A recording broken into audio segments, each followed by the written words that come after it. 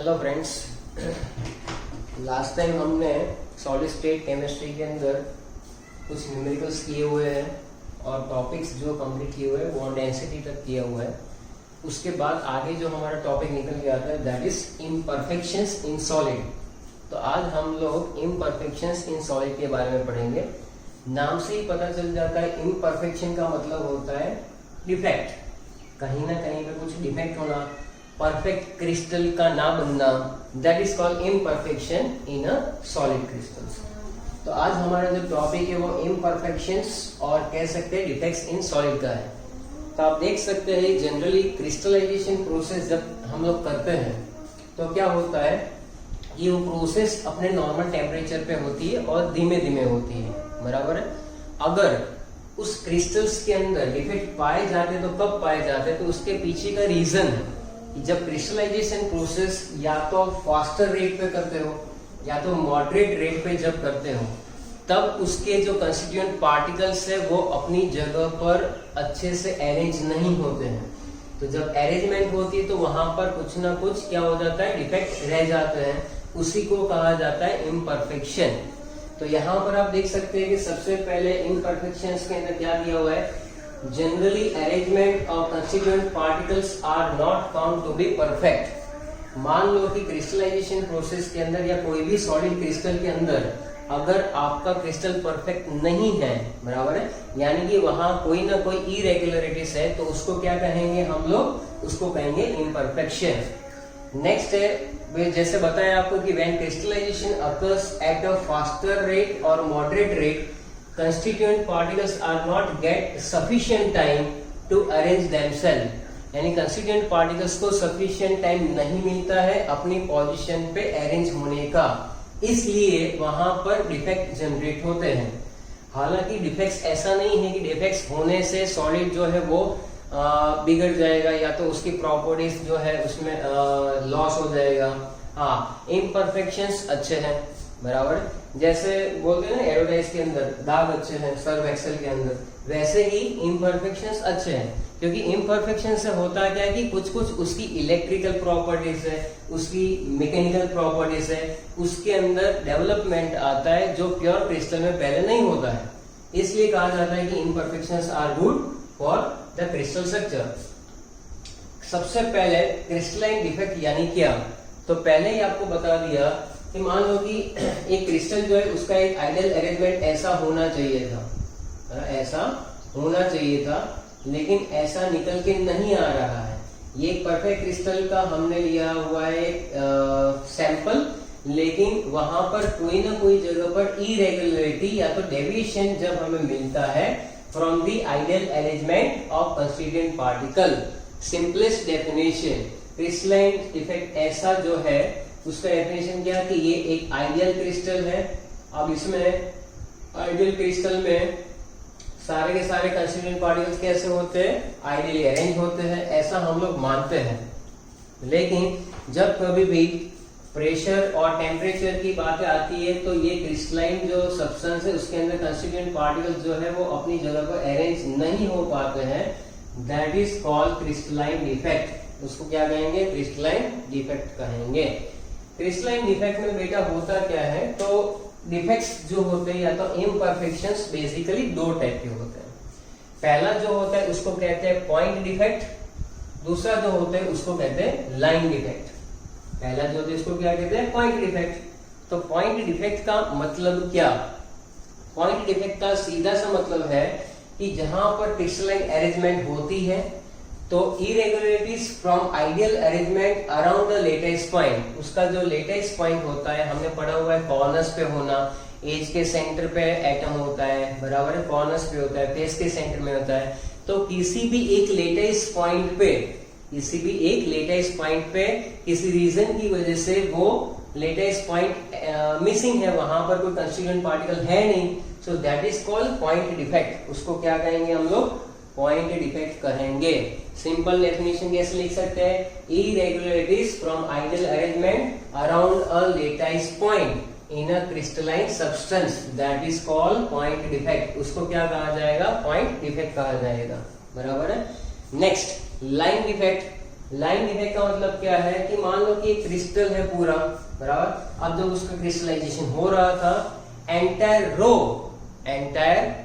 Of the constituent particles will be missing, वहां पर पूरी एंटायर रो के अंदर कंस्टिट्यूएंट पार्टिकल्स अगर नहीं है तो उसको हम लोग क्या कहते हैं, या तो वहां पर इरेगुलरिटीज है, एंटायर रो के अंदर अरिथमेटिक ऐसा होना चाहिए, 1 by 1 एंटायर रो में कंस्टिट्यूएंट पार्टिकल्स होना चाहिए, तो कहीं पर पार्टिकल्स का होना ना होना, that is called irregularities from ideal arrangement in entire row of lattice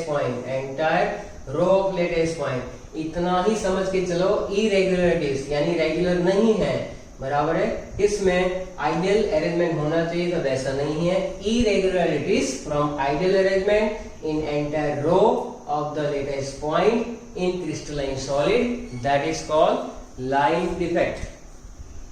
So basically defects will be classified into two main categories, point defect and line defect. Okay, now further point, आपके syllabus में line defect है ही नहीं, आपके syllabus में सिर्फ point defect है। Point defect में भी उसकी जो मेन टाइप है उसमें सबसे पहला क्या कौन सा है, स्टोइकियोमेट्रिक डिफेक्ट, क्या कहेंगे, स्टोइकियोमेट्रिक डिफेक्ट, बराबर है। दूसरा जो इसको क्या कहेंगे, नॉन स्टोइकियोमेट्रिक डिफेक्ट। तीसरा जो इसको क्या कहेंगे, इम्प्योरिटी डिफेक्ट। अभी मैं आपको क्लासिफिकेशन समझा रहा हूं, फिर 1 by 1 हम लोग उसको डिटेल में समझेंगे। स्टोइकियोमेट्रिक डिफेक्ट का दो और नाम है जिसको कहते हैं इंट्रिंसिक डिफेक्ट, या तो कहेंगे थर्मोडायनेमिक डिफेक्ट्स। पॉइंट डिफेक्ट में, स्टोइकियोमेट्रिक डिफेक्ट में और किस तरह से पूछ सकते हैं, इंट्रिंसिक और thermodynamic.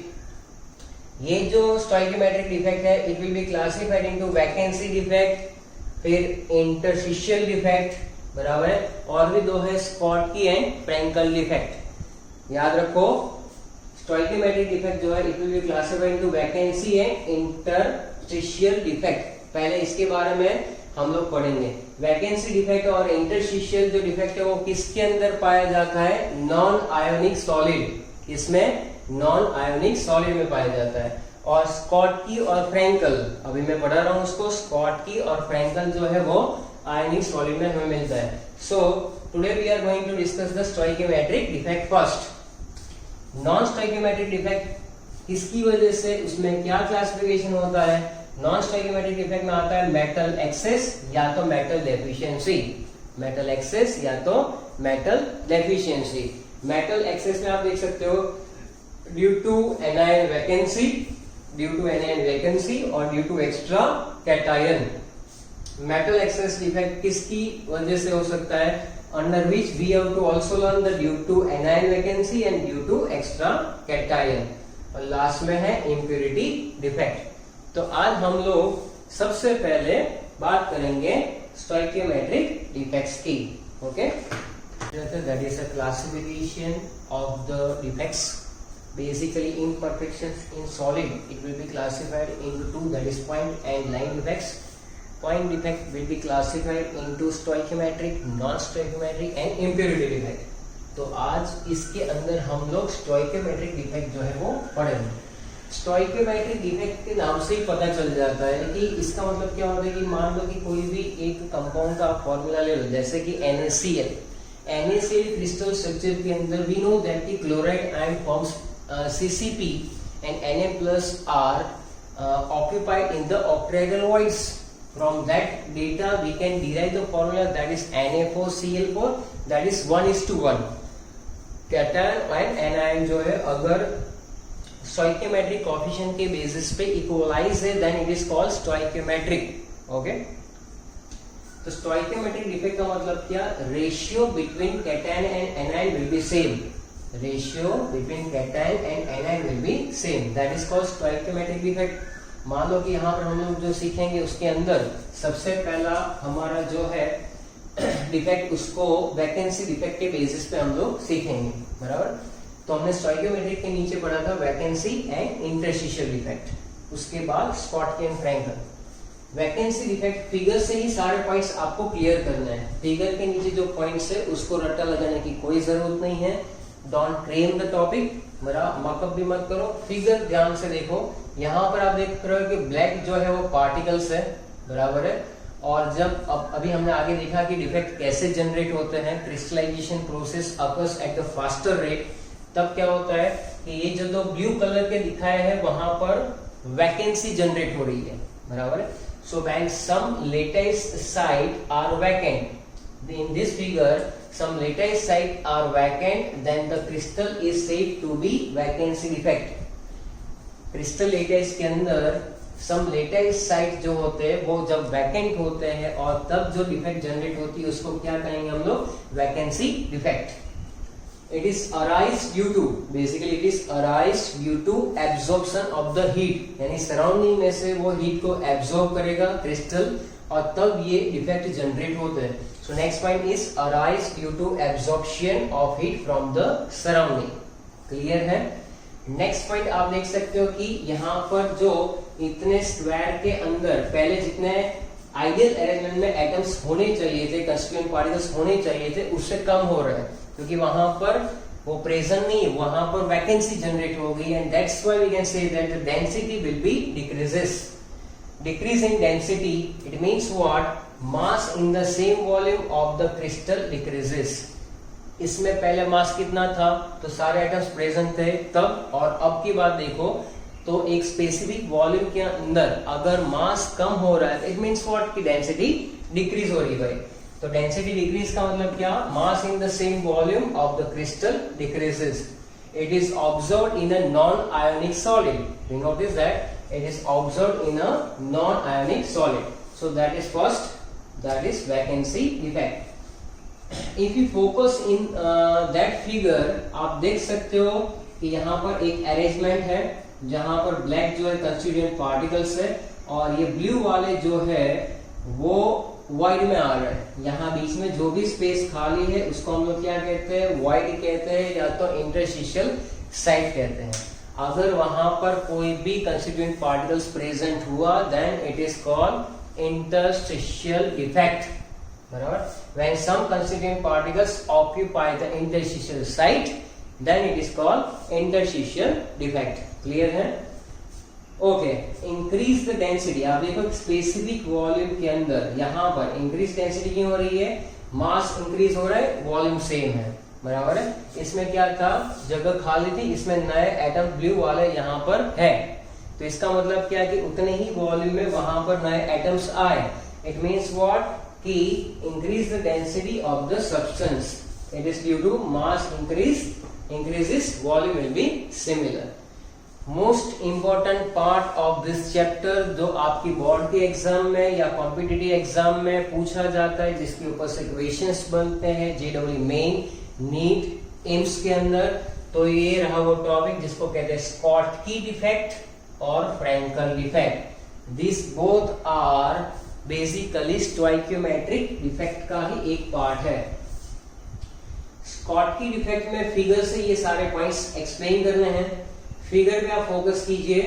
If we consider this defect is basically, example सबसे पहले देख लेते हैं तो आपको क्लियर आइडिया आ जाएगा कि ये समझ लो कि NaCl का एक क्रिस्टल मैंने ड्रॉ किया हुआ है, तो ये क्या होगा, Na plus Cl minus, Na plus Cl minus, Na plus के नीचे क्या आएगा, Cl माइनस आएगा, Cl माइनस के नीचे क्या आएगा, Na प्लस आएगा, बराबर है.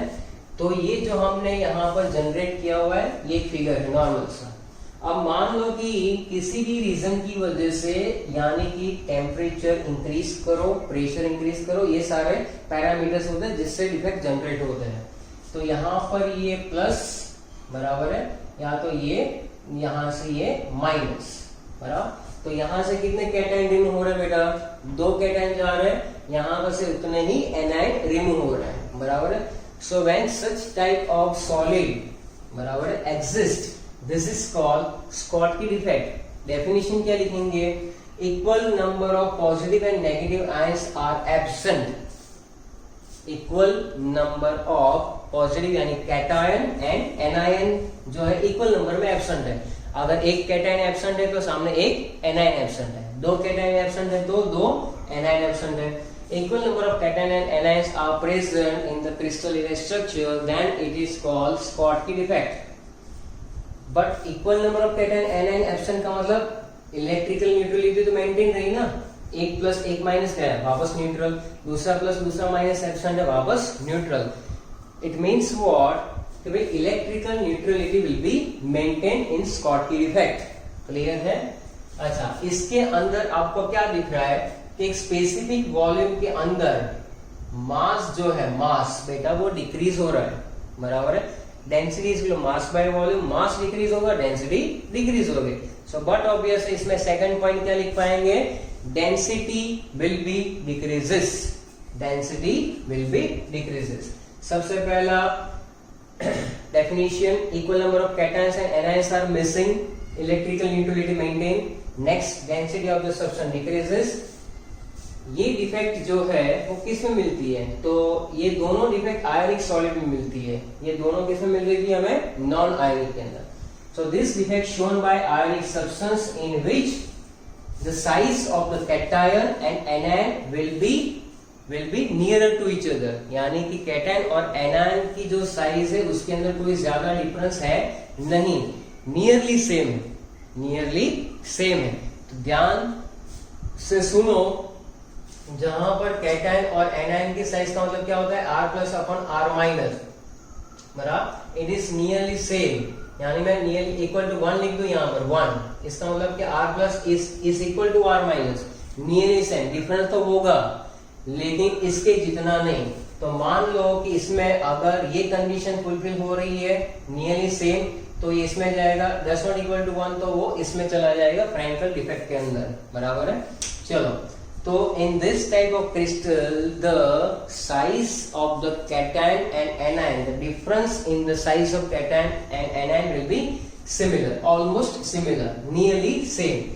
So this effect shown by the ionic substance in which positive negative ions are almost similar size, बराबर, almost similar size, similar size वाला में ये पाया जाता है। तो ये स्कॉटकी डिफेक्ट है। अब आप देखो जरा ध्यान से कि R plus upon R minus, यानी साइज सिमिलर है, सिमिलर साइज है, इसका मतलब कि इसके अंदर कैटायन की साइज बड़ी होगी कि नहीं। तो कैटायन की साइज जब बड़ी होती है तो उसके आसपास जो है आप देख सकते हो कि एनायंस ज्यादा आ रहा है, एनायंस जो है उसके नंबर्स ज्यादा आ सकते हैं, यानी कि सराउंडिंग जो एनायंस है वो बढ़ेंगे। इसका मतलब है coordination number will be high, coordination number will be high. जैसे NaCl के अंदर 6 है कोऑर्डिनेशन नंबर, सीजियम क्लोराइड में 8 है। तो सिंपल सी बात है कि कैटायन और एनायन साइज में ज्यादा वेरिएशन नहीं है, तो कैटायन बड़ा होगा, बराबर। बट ऑब्वियस है कैटायन बड़ा होने से उसके आसपास एनायन के नंबर भी बढ़ेंगे। एनायन के नंबर जैसे जैसे बढ़ेंगे तो वो क्या हो जाएगा, उसका कोऑर्डिनेशन नंबर ज्यादा रहेगा। That's why I have written that having high coordination number in this type of defect. Moving on the next part, example पे याद रखना है हमें कि NaCl है, KCl पोटेशियम क्लोराइड, KBr कविर, बराबर है। NaCl, KCl और KBr, AgBr और सीजियम क्लोराइड। आप ऑलमोस्ट देख रहे हो कि ग्रुप नंबर 1 के हैलाइड्स है, सिवाय AgBr को छोड़ के। Alkali halides are the example of this crystal structure defect. Schottky defect में एग्जाम्पल आपको ये करने हैं, बराबर है। और मान लीजिए कि आपकी टेक्स्ट बुक में एक और पॉइंट मेंशन किया हुआ है, तो उसको भी अच्छे से पढ़ना है कि it is observe that in NaCl crystal, NaCl crystal में 10 टू पावर 22 आयंस होते हैं रूम टेम्परेचर पे। 10 to power 22 ions are present at room temperature, in which 10 to power 6 Schottky defect, 10 to power 6 Schottky pair per centimetre cube, बराबर। At room temperature 10 to power 22 ions, बराबर, are present in which 10 to power 6 Schottky defect per centimetre cube. तो इसका मतलब क्या निकल के आता है, 10 to power 22 ions room temperature पे होना और 10 to power 6 Schottky defect will be present per centimetre cube. इसका मतलब ये हुआ कि स्कॉटकी पैर जो डिफेक्ट है, बराबर है, एक स्कॉटकी पैर डिफेक्ट जो है वो आपको कब ऑब्जर्व होगी, 10 टू पावर 16 आयंस के बाद। वन स्कॉटकी पैर डिफेक्ट विल बी ऑब्जर्व पर 10 टू पावर 16 आयंस, बराबर, पर 10 टू पावर 16 आयंस, बराबर। इट मीन्स व्हाट कि वहां पर खाली स्पेस ज्यादा है, empty space will be more, बराबर है।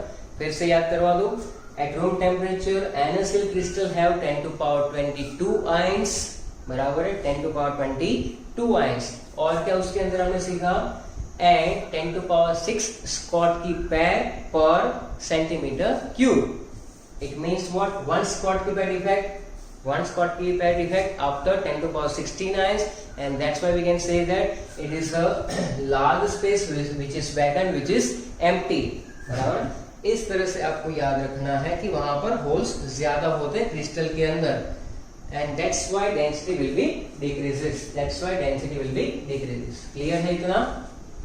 फ्रैंकल इफेक्ट के अंदर क्या आएगा, तो फ्रैंकल इफेक्ट के अंदर आप ये फिगर देख रहे हो, यहाँ पे प्लस माइनस, यहाँ पर प्लस की कंपेरिजन में माइनस जो है काफी बड़ा होगा, काफी बड़ा होगा। There is a large difference between the cation and anion, there is a large difference between the cation and anion. सबसे पहला पॉइंट इंटरस्टिशियल इफेक्ट का ही जैसा पार्ट है, कैसे, तो प्लस अपनी जगह को छोड़ेगा और कहीं ना कहीं पर ये जो यहाँ पर इंटरस्टिशियल साइट है वहां पर प्लस अरेंज हो जाएगा। कैटायन अपनी साइज से डिसलोकेट हो रहा है, that's why it is called dislocation effect, बराबर है। इसका दूसरा नाम है डिसलोकेशन इफेक्ट। कैटायन मान, पहले समझ लो बेटा, पहले पूरा क्रिस्टल था, उसके अंदर पॉजिटिव आयन जो है, कहीं से भी पॉजिटिव आयन ने अपनी जगह छोड़ी और वहां कहां पर प्लेस हो गया, it will B place into that interstitial site. In this type of effect cation dislocate from its original site, cation dislocate from its original site to the interstitial site, to the interstitial site, okay, and that's why it is called dislocation effect। ऐसा हुआ तो उसकी वजह से होगा कि it is a combination of vacancy and interstitial effect. कि मान लो कि जहां से निकला, बराबर है, वहां पर क्या जनरेट हो गया, वैकेंसी, और जहां पर जा रहा है कौन सी प्लेस पे जा रहा है, इंटरस्टिशियल साइड पे, and that's why it is a combination of vacancy and interstitial effects, okay. So this is the definition.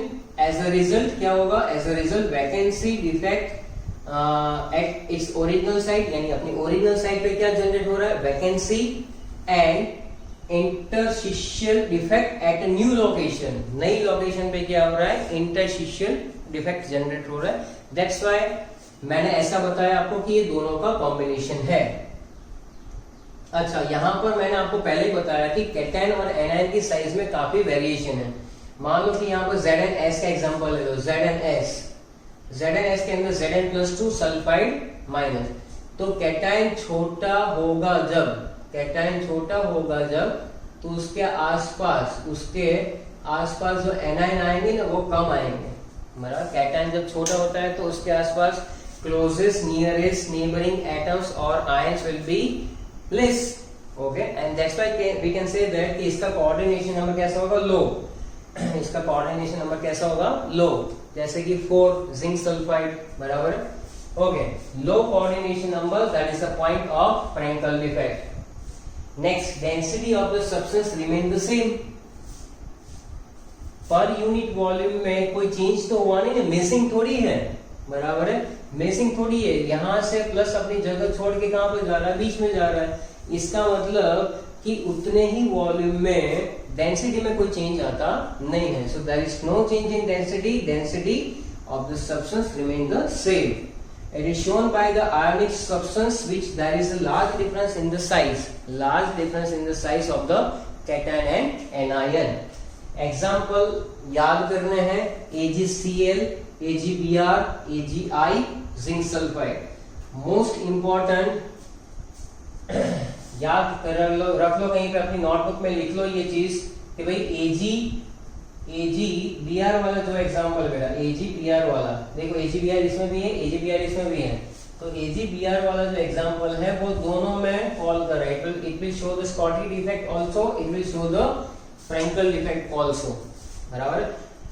इसका रीजनिंग अगर तुम सीखना चाहो तो ऐसा मान सकते हो कि जहां पर बेसिकली ये होता है क्या, R+/R- का रेशियो होता है, बराबर है। वो अगर तुम्हारा इतना 0.414 के आसपास है तो ऑक्टेहेड्रल वॉइड में है, बराबर है। और 414 से कहां तक 0.732 तक, 0.732 तक। तो इसका जो रेडियस रेशियो है वो हमें अप्रोक्स है कितना मिलता है 0.71 जितना मिलता है, कितना मिलता है 0.7 के आसपास, बराबर। तो वो पहले किस में होगा, ऑक्ट्राहेड्रल में होगा। कैसा होगा, कैटायन कहां पे प्लेस होगा, ऑक्ट्राहेड्रल वॉइड के अंदर प्लेस होता है। बट जब हम लोग इसको स्प्लिट करके समझे कि भाई it will B Ag plus and Br minus, बराबर। तो जब इसको स्प्लिट किया जाता है Ag-Br सब्सटेंस को, Ag प्लस साइज में काफी छोटा होगा। Ag प्लस की साइज छोटी होने की वजह से क्या होगा कि it will be shift from octahedral जो है वहां से वो टेट्राहेड्रल वॉइड में चला जाएगा, यानी अपनी पोजीशन पे वो मिसिंग हो जाएगा। इसलिए यहाँ पर ऐसा माना जाता है कि Ag-Br के अंदर स्कॉटकी और फ्रैंकल इफेक्ट दोनों हमें मिल रहे हैं, बराबर। ये सिंपल सा लॉजिक जो मैंने आपको समझाया हुआ है वो थोड़ा सा आप घर पे भी सोचो, उसको वर्कआउट करो, आपको क्लियर आइडिया आ जाएगा। It is a depth concept about this whole stoichiometric defects which we classified into vacancy and we can say interstitial, Schottky and Frankel, non ionic के लिए, आयनिक के लिए। इसका फटाफट हम लोग रिकैप ले लेते हैं डिफरेंस के बेसिस पे। इसके अंदर क्या होगा, equal number of cations and anions are will be absent, बराबर है। इसके अंदर क्या होगा, कैसे होगा, in this type of defect cation will be dislocated from its original site and it will arrange in the new interstitial site, अपनी जगह से रिप्लेस होकर वहां से चला जाएगा और इंटरस्टिशियल साइट के अंदर। तो ऐसे डेफिनेशन के बेसिस पे हो जाएगा। Density of the substance decreases, density of the substance remains the same. High coordination number, low coordination number. Clear? Electrical neutrality यहाँ पर मेंटेन रहती है, यहाँ पर भी इसके बारे में ऐसा हम लोग मान सकते हैं। एग्जाम्पल के बेसिस पे NaCl, KCl, Ag-Br, caesium chloride, यहाँ पर लिख सकते हैं कि ZnS, AgCl, Ag-Br, बराबर। तो ये सारे पॉइंट ऑफ डिफरेंस है जहां पर हो high coordination number and low coordination number. अगर आपके एग्जाम में डिफरेंस भी आ जाता है तो भी आपको आना चाहिए। Okay, so enjoy the chemistry, यहां तक आपको अच्छे से लर्न करना है। अब देखो मेन पोर्शन विजुअलाइजेशन का, कैलकुलेशन का कंप्लीट हो चुका है बेटा, तो प्लीज मेक श्योर कि आज से ये जो टॉपिक्स है उसको अपनी नोटबुक में लिख कर लर्न करना स्टार्ट कर दो, बराबर है। क्योंकि इसके बाद नॉन स्टोइकियोमेट्रिक डिफेक्ट आएगी, इंपेरेटिव डिफेक्ट आएगी, उसके बाद मैग्नेटिक प्रॉपर्टी है, बैंड थियरी, ये सब कुछ लिख लिख के लर्न करना पड़ता है। इसमें से क्वेश्चन पक्का बोर्ड की एग्जाम में आता ही है, बराबर है। तो वो आपको अच्छे से याद करना है। Okay, thank you.